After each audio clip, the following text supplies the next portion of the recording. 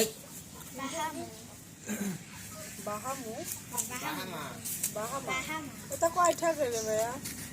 দামেলা ছোট গুজিটা কয় টাকা রে গুজিটা 500 টাকা রে দুইটা 500 হ্যাঁ একটা পিস হ্যাঁ বাকি তো দেখছি আর দাম 500 টাকা পিস না 500 টাকা রে ভাইয়া পিস পিস